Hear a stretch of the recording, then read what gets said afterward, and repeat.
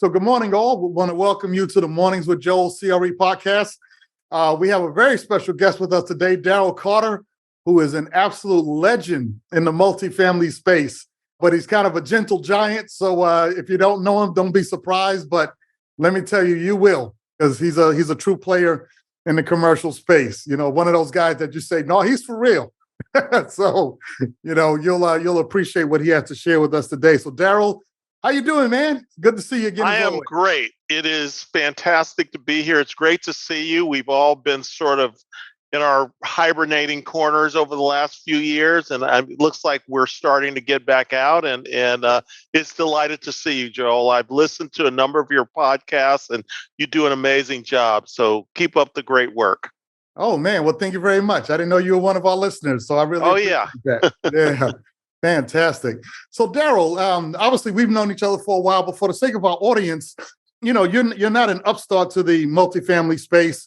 And what was interesting is, well, just tell us a little bit of your background, you know, where you're from, how you get to Southern California, and why real estate, you know, what really kind of led you down this path?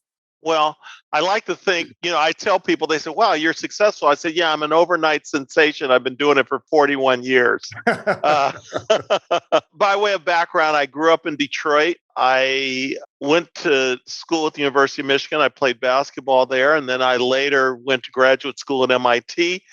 And then my first job I took in Chicago, working at Continental Illinois Bank, which eventually became B of A, you know, and worked 10 years in kind of corporate world. And then in 1992, started a company with a longtime friend and still a longtime friend, Quentin Primo, and we started Capri Capital.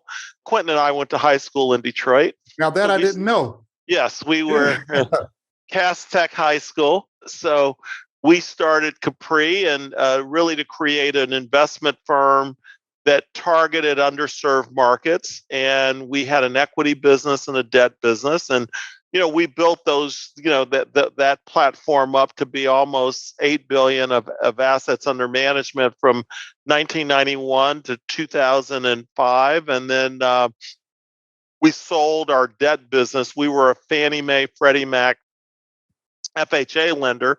We sold that to an affiliate of the related companies. And I continued to run that. And then eventually at that point, you know, Quentin and I, who remained great friends, we kind of wanted some different things. So we ended up separating at that point. And Quentin took the equity business. And then I later, 2-3 years later, started the company that I have now, Avaneth Capital Management, with some of the ex-Capri team on the West Coast. So, you know, and I would say that my premise for most of my investment business is, you know, when I grew up in Detroit and I saw the transition from the 60s to the 70s, it was a function of disinvestment where people stopped investing. And I had a premise that if you start investing in some of these underserved markets, you can have a positive turnaround. And so that's really been the thesis, you know, very simply with both businesses that I built, that if you make the right investments in underserved communities, you can move the needle in a significant way. And so I started Avaneth in 2008, and we've built about a $4 billion apartment portfolio, primarily in the affordable housing sector. We operate about 16,000 units that we own in various partnerships with institutional investors, and then we manage another 3,000-4,000 units as either we have a partnership with another company in North Carolina, which is a Black-owned firm, Laurel Street, if Dion Nelson, my great partner, and so. You know, we operate almost 20,000 apartment units, which comprise probably 50,000 of people, and most in Black and brown communities. All right. So that's my story. Yeah. You're sticking to it, right? So, no, that sounds good. I tell you what was interesting to me is, you know, at one point, Quentin Primo's star was really glowing, if you will. And I was asking him, I was like, where do you get that name from? Capri. And come to find out, it was a mixture of Carter and Primo. And Primo. I was like, how about that? I wish I could be more original. My current company name, Avaneth, it comes from my daughter Ava and my son Nathan. So I that's the best I got. I got you. Well, that was always in the back of my mind too. I was like, where you get that name from? Because it's a little hard to pronounce sometimes, but definitely stands out as unique. So that's interesting. Well, my kids are they're very close in age. They're about 18 months apart, and they have an amazing rivalry all the time. And she likes to point out that her full name is in the company. He likes to point out that he has more letters. So. All right, well, we'll let them have that fight. Oh boy. So let me ask you this. Just kind of going back a little bit. You mentioned about when you left Capri and you sold off the debt business.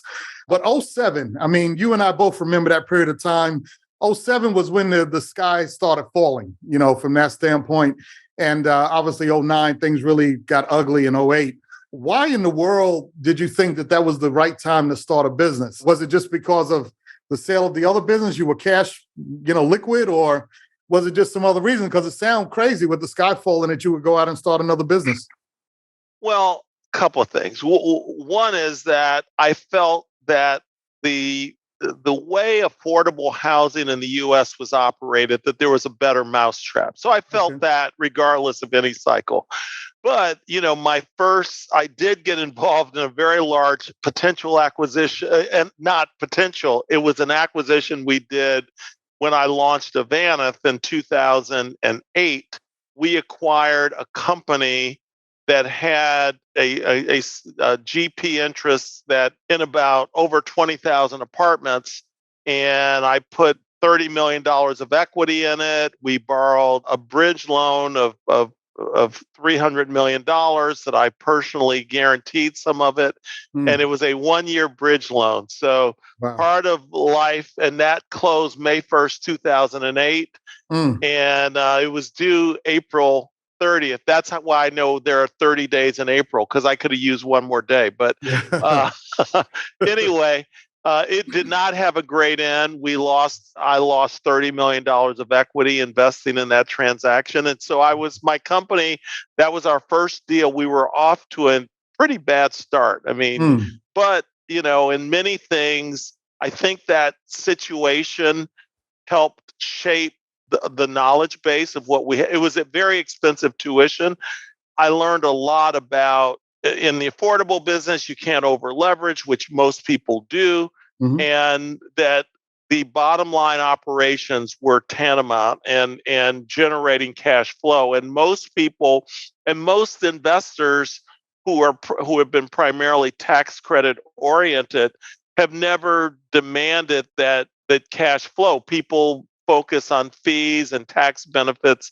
And I felt that you could build a business where you could get operating cash flow out of affordable assets, which we have proven.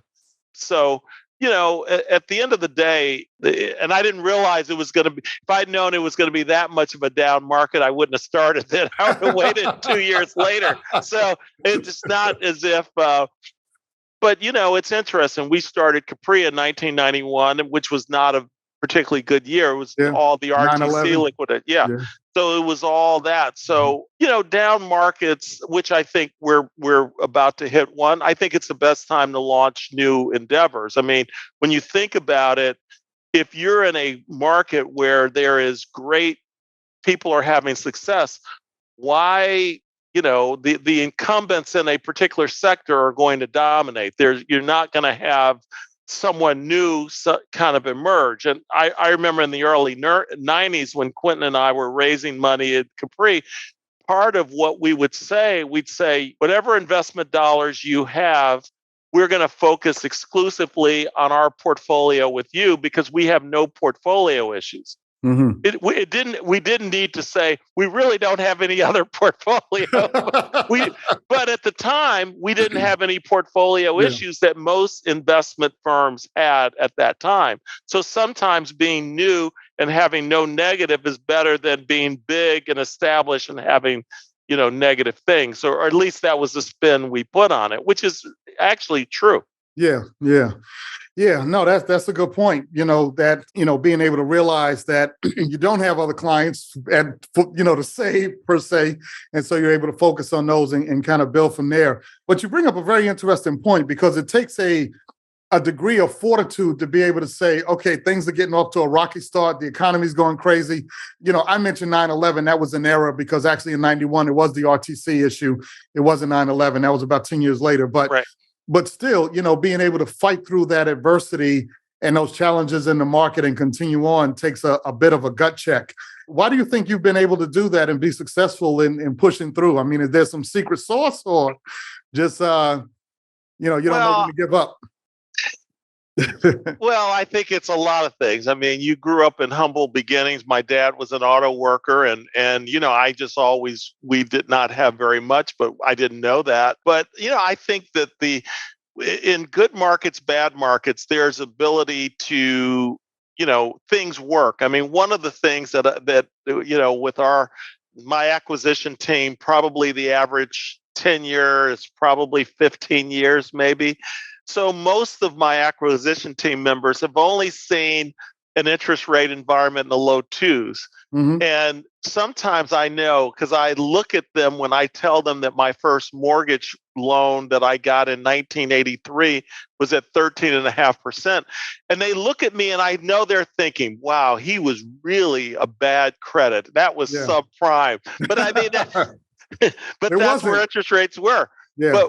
But one day I was just hearing, well, my God, rates have gone up. And I went and did a chart from 1981, which was my first year, to look at the average treasury rate from 1981 to today. And the fascinating thing is that only 20% of the time that I've been in business has rates been lower than where they are now.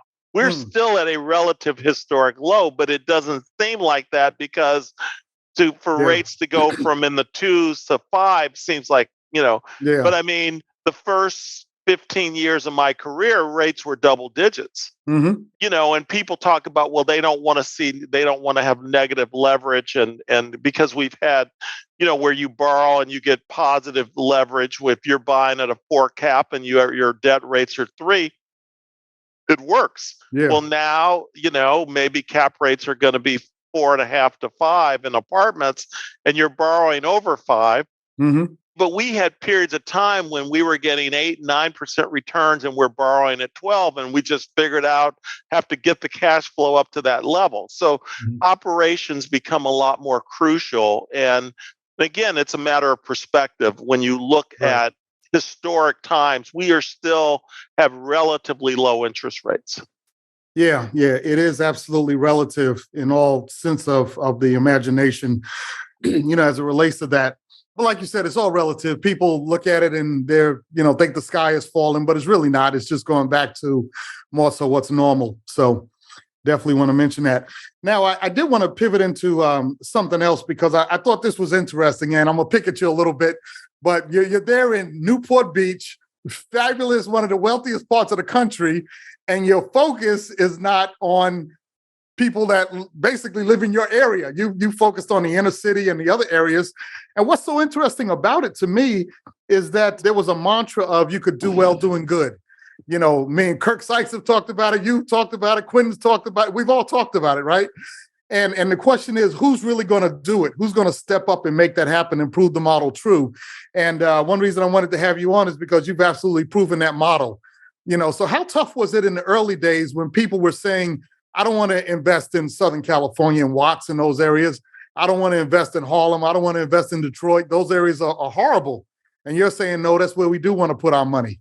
How did that all work out? Because that seemed like a tough mountain to climb. Well, you touched on something that I rarely talked about. I just have to say one thing relative to, I spend a lot of time in Detroit these days. We're developing a project. I'll get into that later, but I spend a lot of times, and every time I go to Detroit, I always go to my own neighborhood and I see my aunt, and I always find when I come back home, it is like being in two different countries, just as an aside. But, getting back to, we had a period of time and there's been a lot of focus on investment equity and things like that. And, back in the early 90s, and after the whole Rodney King thing in LA, a lot of institutional investors, and Quentin and I, we were in the early days of Capri. But then there was my good friend Victor McFarlane, who had started his company 2 or 3 years earlier. There was my good friend Richmond McCoy, who started a few years after us. And one of the things that we all came together to do is to convince some of the big pension funds, and one of which was CalPERS, and all three of us did business with CalPERS, was to convince them not about that you should invest in these communities because it's the right thing to do. But at the time, there was this huge thing about emerging markets and investing in Brazil and other places like that, and seeking very attractive returns. Mhm. And what we came together and really spent time with the trustees and elected officials to explain that people in South Central LA, they shop.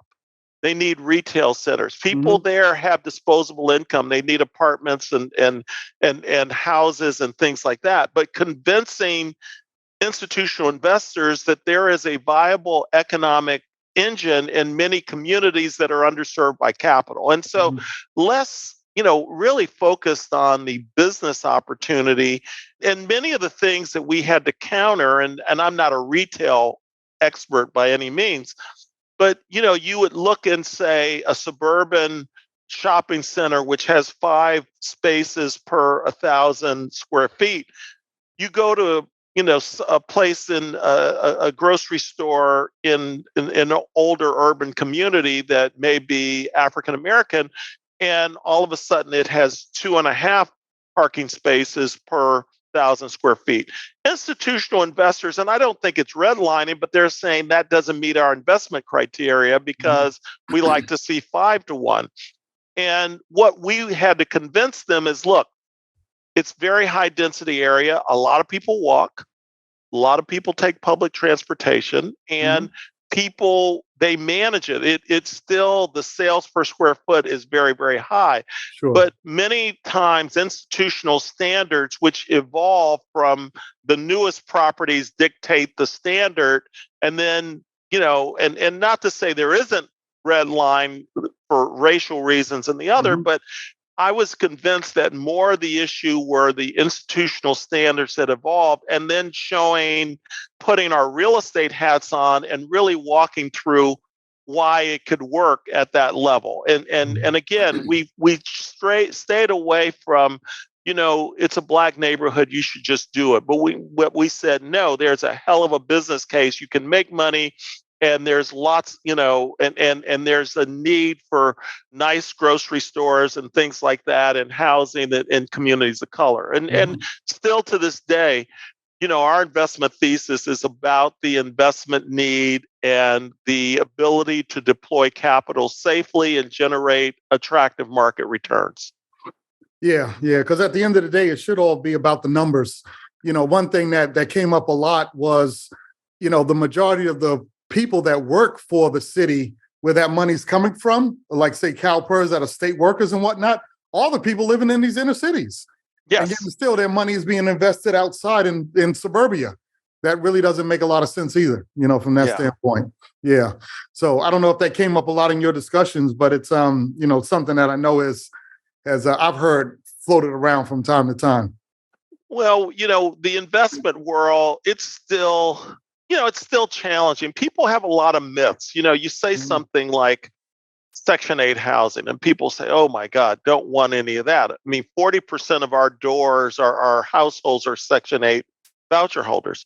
And then what I say, and people have perceptions, but, our payment default in our Section 8 portfolio is less than 10 basis points. Mm. And I mean, I am a big data person, and we use data to support our investment thesis. And you can't argue with that. I mean, the industry standard in apartments is typically, and pre-COVID, I think it's higher today, is that the rental default rate is probably between 50 and 150 basis points.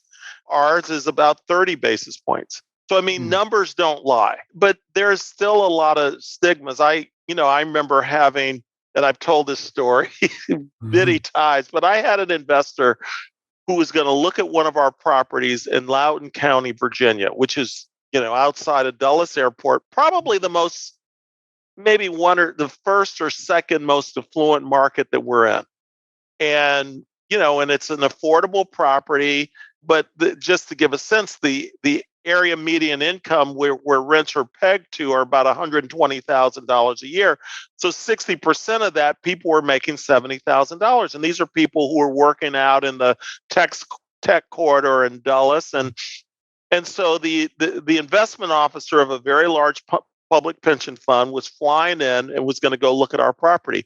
Called me the night before and said, is there any possibility that I'm going to get shot if I show up at your property tomorrow? Boy. And my response was, well, I don't know your personal situation. I don't know who you owe money to, whether you have an angry mistress or an angry ex-wife. I said, notwithstanding your personal situation, I said, when you go to our property tomorrow at 10 o'clock, it's going to be empty because everybody works. But the perception is that it's affordable housing and and the demographic of that was, the funny thing is all of our properties, whether it's Hispanic, white, Black, Asian, whatever the ethnic group, our properties are comprised of people who work very, very hard to pursue the American dream, and they're focused on advancing their families and the like. And so that's what affordable housing looks like. But there are perceptions maybe stemming from, housing projects in urban areas and the perceptions, which are just don't match reality. And so a lot of what we do is educating investors as to what it is and what it means. And the fact that you come to our properties during the day, it's empty because people work. Yeah. That's interesting. I was just thinking of a similar situation. We're modeling a property right now that we're considering acquiring. It is an affordable play. What's interesting about it is when I was first asking about it, the realtor said, well, did you ever see the TV show The Wire? And I was like, dude, come on, man. It ain't that bad. Because, but that's the perception. It is the perception. Yeah.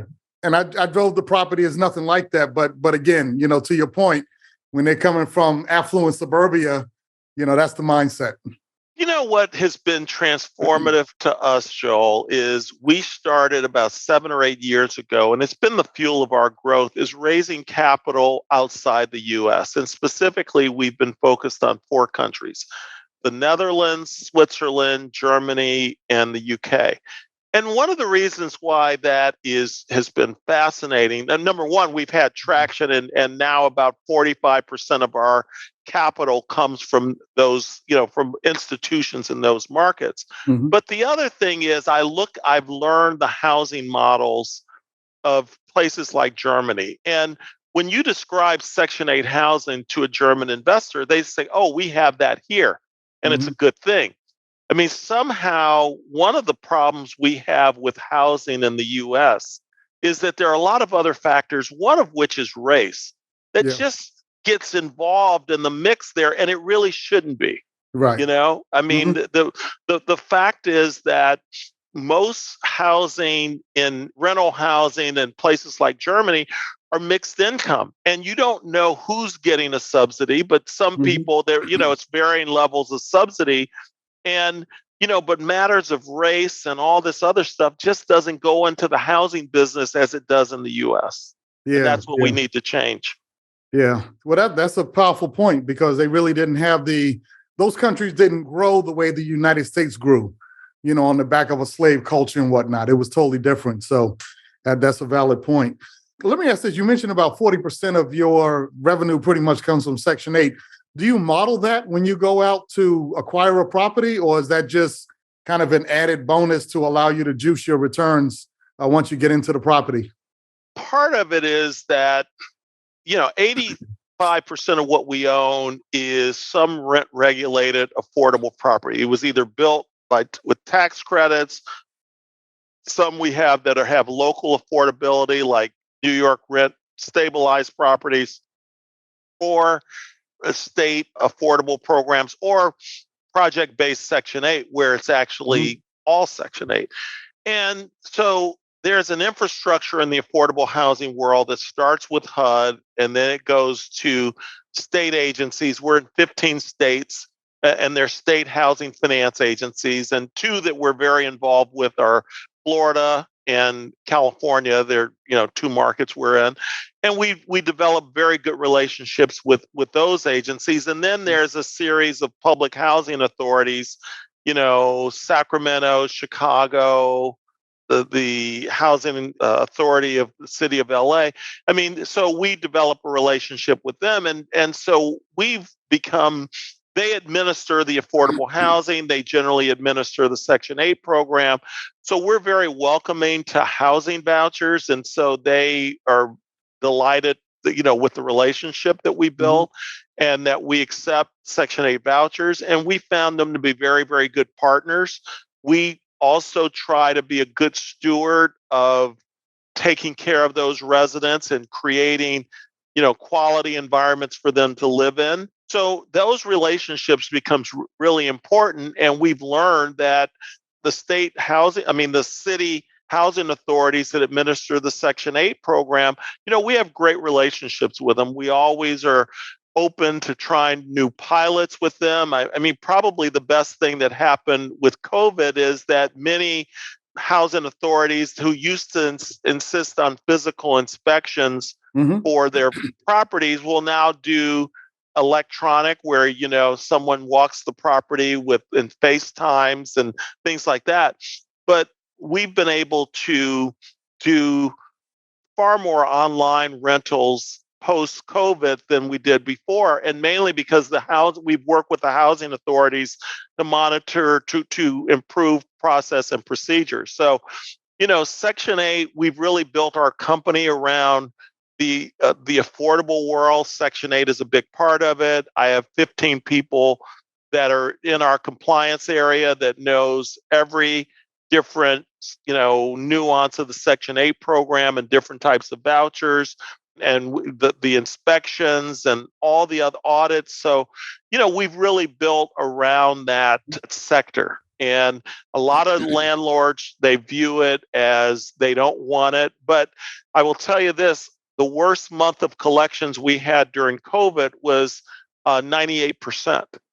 And part of that was the durability of the Section 8 portfolio, because there were enhancements made immediately to shore any economic losses of Section 8 recipients. So in other words, when that was in the first bill that passed. So if we had a Section 8 resident that had suffered an economic loss, it was easy for us to redo their status, and then Section 8 HUD would make a bigger payment.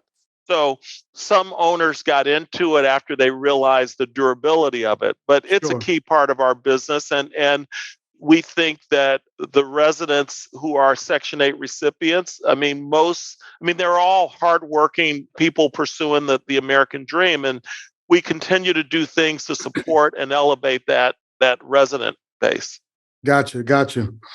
So would you actually put that in your pro forma, that you're expecting like a certain percentage of the development? Well, we primarily acquire and rehab. So very often we will have a tenant base in place that will have a number of Section 8 residents. And, again, we're always open to the local housing authorities, to have voucher residents. And I could think of Chicago, where we have a great relationship with the housing authority there. We have a building that actually was a redevelopment out of the Cabrini Green neighborhood, where we have market rate residents and we have public housing residents that the CHA provides us. And people say, well, how does that work? And I said, it works very well. You know why? You give everybody the same apartment. Everybody has the same. There's not... This is the poor section. Right. This is everybody gets the same apartment, and you treat everybody with the same level of respect, and you provide high quality customer service to everyone. So that's why it works. And whenever you start doing, what's that in New York, the pour doors and things, and that's a disaster. But Yeah. so we're adept at doing mixed income housing and with people at different lower, income levels. Right, right. Now, one thing I did want to touch on, you mentioned that you were going to talk about a development in Detroit. And usually individuals that are in the space that you're in don't develop. I know the reasons why for the most part, but I wanted to ask you about that because you said your whole model pretty much has been acquiring and rehabbing. Why would you look at a development deal now? I'm sure it had to do with basis, but I'll let you tell us about that. Well, a couple of things. It's interesting. The city of Detroit in 1960 had about 1,000,007 people. It was the fifth largest city in the country, and today it has about 700,000 people. So 1,000,000 people left, and I guess I was one of them. So there's a lot of vacant land in the city, and I do think that when after the bankruptcy, and I've never not because of relatives, family, University of Michigan. I always had my eye on Detroit, and I'd always go back and is it time? Should I invest in it? And I think in the recent years, I've been impressed with the way the city has turned around and the opportunities. One of which, Quicken has a big presence. There have been other industries, but the big industry in Detroit is automobiles, of course. But one of the things that is happening there, a lot of the Googles and Apples who, you heard 4 or 5 years ago about driverless cars, and they're coming. Well, what most of these companies, including Tesla, hasn't, they now realize that the expertise in putting a car on the road is in Detroit. So all of them have partnerships. I think Ford has one with Google, but there are a lot of people moving into that community that are knowledge-based workers. And so we felt very bullish about maybe it's a time to invest. And, we have a relationship with the mayor and who is very encouraging. And there's because the footprint of the city was so big, there's a lot of city-owned land. So we are developing with a very good friend who you may know, Ron McDonald, RMC Development. Ron. Ron's my partner. Ron is from Detroit as well. And we always like to say we speak Detroit. And so Ron is my partner, and we are developing 200 apartments. We started down this path in 2018. We expected that we would have been fully leased by now, but we haven't broken ground, and that's just because of COVID and some other factors. But we're still very bullish on the property. That's the challenge with development. We started that in 2018, and we've acquired over $2 billion of properties since then. Oh, wow. And I still haven't broken. No. Nationally, we've acquired over actually $2.5 billion worth of properties since we started on that project, and we still haven't broken ground yet, but we expect to do that this year. But, we felt that, part of our business, in the affordable housing business is obviously preserving existing affordable housing, but we have to figure out innovative ways of adding supply. And so with our property in Detroit, in a way, it's a public-private venture where we're building on city land where it makes the economics more favorable. And so we're increasingly looking at those opportunities to add to the supply, generally in structures that help the economics. It's very difficult. Particularly in California and New York, I'm on the board of one of the very large nonprofits, which does an amazing job, and that's Bridge Housing, which is based in San Francisco. But, a new development, even an affordable development, is over $700,000 a unit. And it's just hard to do that without a lot of public subsidy. Sure.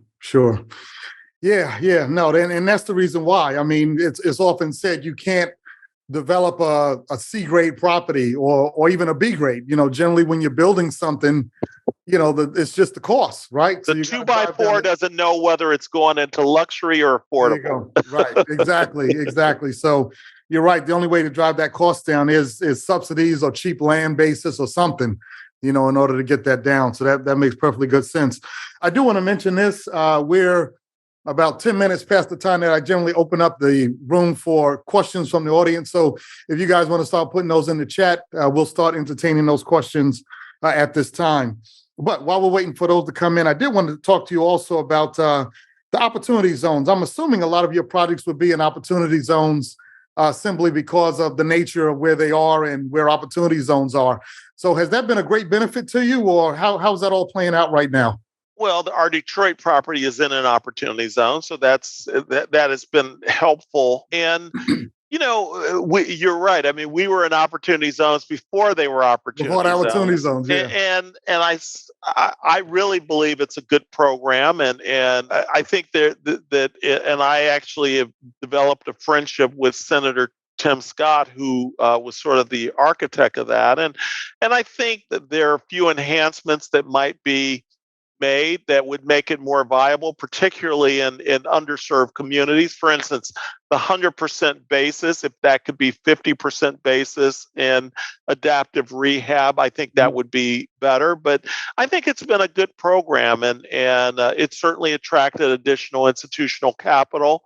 So yeah, I'm positive on it, and I think though that the jury is still out to look back. I mean, it will require probably in the next 5 to 7 years looking back to find out if it was successful, but I believe it will be. Yeah. Yeah, very good point. I think it's interesting. One good thing is that you're able to drive down those yields that a lot of individuals are looking at because, and when I say individuals, I mean investors, because generally if you're holding that deal for over 10 years, you're not going to be at a 20 IRR or 30% IRR in a lot of cases. So, it opens up the door for more investment for ones that are willing to take a lower return. But we'll see how it plays out. There's still some time to go on that. And then we'll see what it works out. I did want to ask you also about, you mentioned about not over leveraging properties and especially being true in affordable housing. Can you elaborate a little bit on that for us as to why over leverage is, and, obviously there's a lot of economic factors there, but let me let you tell the story as to why you wouldn't want to over leverage a affordable project. Well, leverage is just one of those factors. I mean, what I have learned in raising institutional capital, you don't want to be where there's a check the box situation. For instance, like being a registered investment advisor. Some investors want to see that in funds they invest, that the sponsor is a registered investment advisor. It's a pain. It's not mandatory. But we became registered and as an SEC advisor and all the others because we didn't want to be eliminated by simply that. And I think that in the institutional world, particularly as we started going and venturing outside the U.S., a lot of investors just like low leverage. And we've been able to generate the returns even with low leverage. And low leverage becomes also, which we haven't talked about, but building an enterprise that has sustainability. Our debt service coverage is probably 3 to 1. So if there's a downturn and our cash flows diminish, we're still going to be able to pay debt. But, building companies to be sustainable to me is important. And it's one of the things that as companies of color, that the sustainability is important, building the back room, building the risk management, all those things, those are the things that I think we need to do to be able to really build larger companies, is to focus on those things that are not as glamorous as doing the deals or making the acquisitions, but it's reporting, the technology, and we've invested, a lot in our technology platform. And that's those things, along with the investment thesis that and low leverage. There are more investors that like low leverage than higher leverage. Yeah. Well, what would you consider low leverage? Below 60, below 50? Well, we've launched an open-ended fund. We're limited to 50 on that. Okay. And so I think of low leverage being under 50 or below. Okay. All right. Which means I used to think of it as 60 and below until I started talking to European investors, and they prefer 30 to 40. So 50 is a stretch for them. Wow. Okay. All right. That's interesting. But you bring up the point of building an enterprise, and I certainly wanted to go into that. As we're down to about 15 minutes here.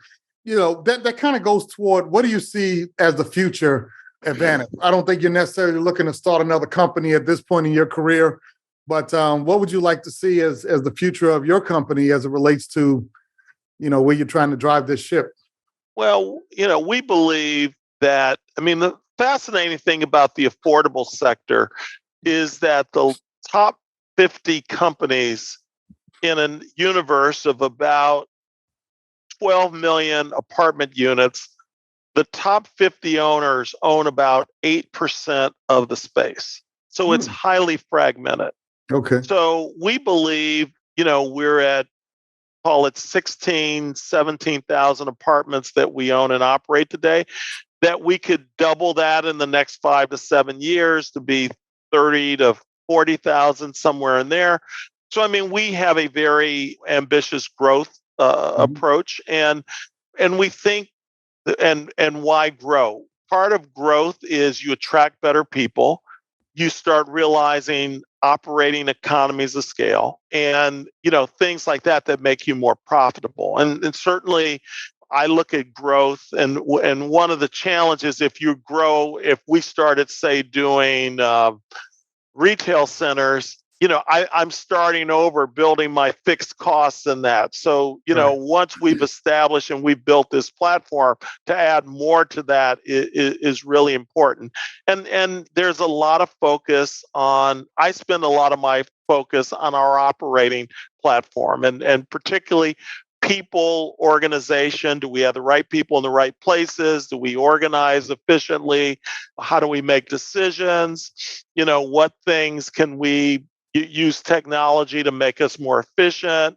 Do we have too many, what is our cycle time for things? And I think about that, because that is the essence of building business, getting more efficient in that side of it. Yeah, absolutely. Absolutely. So, it's interesting. One of my buddies actually owns a very, very successful mortgage company out in Sacramento. And I remember talking with him, and we were doing lunch out there. And, he said, really running a business is boring. It's not the doing of the deals per se. Yeah, it is. Yeah. It's the nuts and bolts that really hold the company together. And that stuff is just system after system after system that has to be tight and more efficient over time. That really helps you build an enterprise, if you will. Yes. So it looks like you've mastered that in 2 different ways, with Capri and with Advantage. Well, I'm not sure you ever master it, but you have to stay focused on it. And the great thing is some of the innovations that are out there. I spend a lot of time looking at the prop tech companies that are coming and doing enhancements. There're just some great products out there that some of what we try, and probably the best one, and I'm going to give a little shout out to, there's a company called Isuzu that does data analytics, that does reporting to credit agencies, but they have an affiliation now with Fannie. And what they do is they report rental credit history to the agencies that are, the Equifax and the like. Mm-hmm. And so the amazing thing is we've adopted their data analytics at probably 2,000 of our properties. And, and I didn't know it, but, we had probably 200 residents that had no credit history, they were credit ghosts. And now they have a credit score. And more importantly, our average credit score increase of our residents has been about 60 points, which is meaningful. Mm. So there are a lot of things we look at in making investments in making our residents be stronger financially. That's a benefit to us. That's part of the enterprise, is looking at ways you can use technology and things that are out there to make you more efficient. Right. And I actually love that you mentioned that, because really, I'm sure the business model is not to have people hostage in an apartment the rest of their life. No. Yeah. So if you're able to help them by establishing themselves with credit and move on to home ownership at some point, that's a big advantage.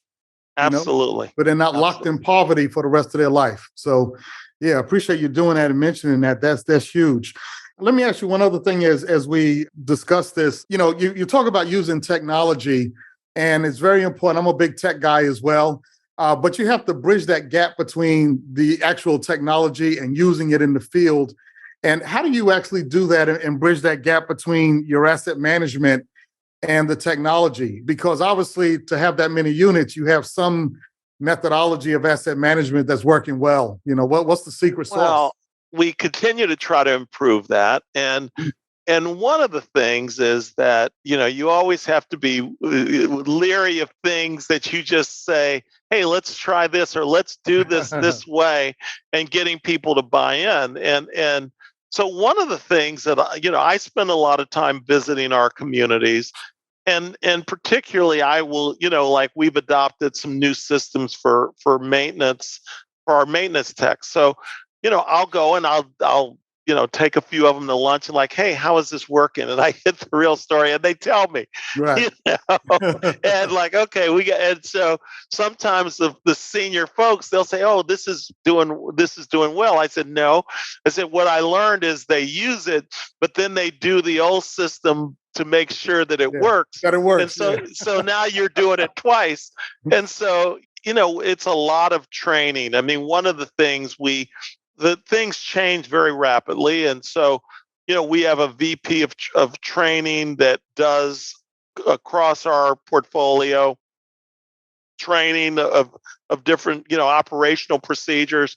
We have something that we called Avaneth University, where Mhm. everybody can plug in. And if you want to learn our big, we use this system called Happy Co, which does property inspections and it helps on maintenance requests.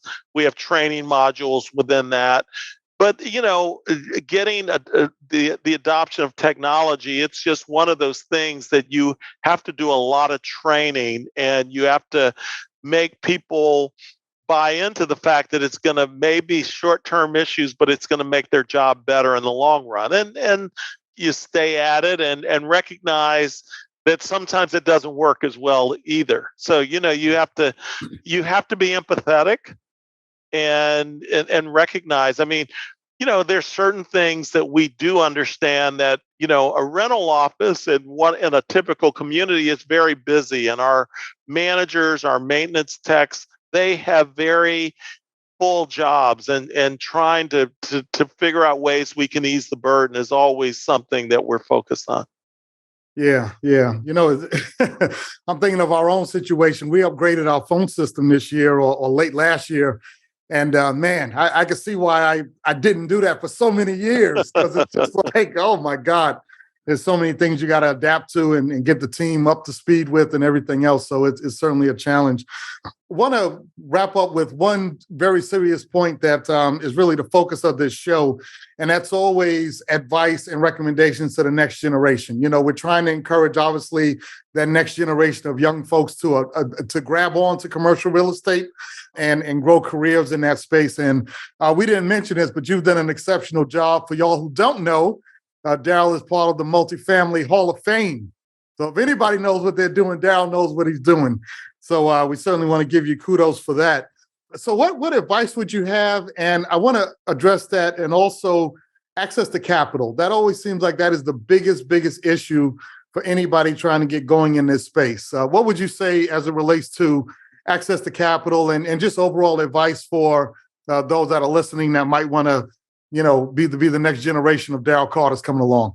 Well, I hope they will far exceed that. But I would say this, I mean, and it's really the access to capital, and to me, the most important part of this business and growing in this business are relationships. Mm-hmm. And their relationships, I started in banking, and it was just by chance. There was a peer group that I had that, and one went on to be the CEO of Equity Residential. One went to be the CEO of Berkadia.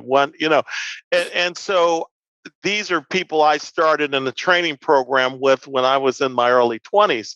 And relationships are really, really matter. And they come in all shapes and sizes.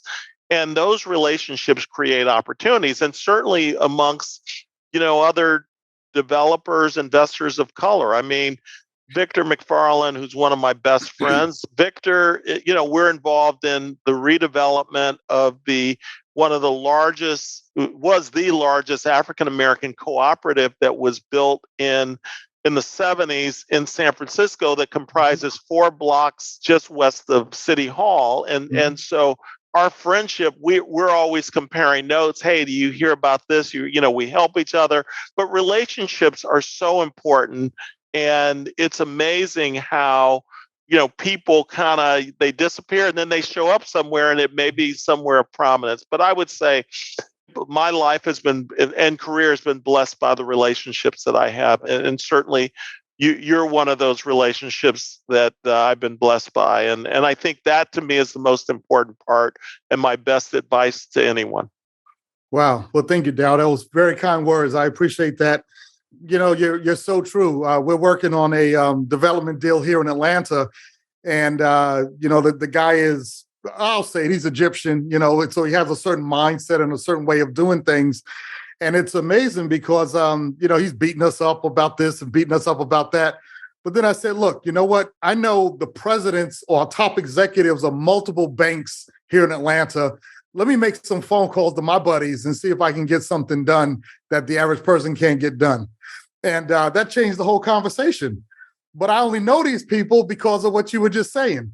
When they were quote unquote nobodies, we were still cool, and that was still cool, right? Yes. so that's what happens over time, Yeah. Yeah, I think, that's one thing. The other thing is just, many of the innovations in this company are from some of my younger colleagues who have the ideas. I mean, we created a resident app, and I didn't think that people in affordable housing would adopt technology. I didn't have that instinct, but one of my younger team members had that, and it's taken off. So Also, don't surround yourself with people who are different and think differently than you, because it's helpful.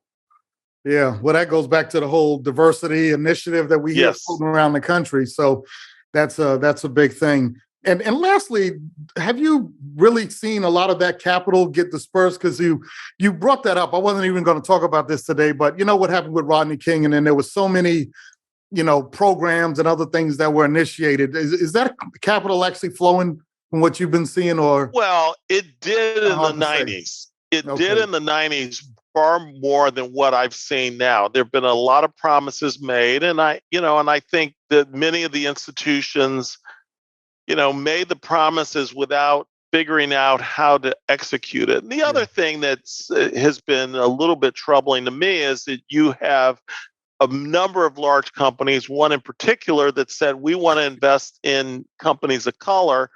And then they partner with one of their, customers that is not a minority firm that has very little diversity to do the execution. Yeah. So, I think that certainly the talk has been good, but then the intentionality of actually how it's done and putting meaningful dollars out there is something that we have not yet seen. I mean, certainly none of that has flown to us, but what I'm more concerned about are that next generation of people that I think there are some talented young African American developers that are on the way up, and I think there is a capital need there, and some of which we partner with other organizations, and we've done that ourselves because it makes great business sense.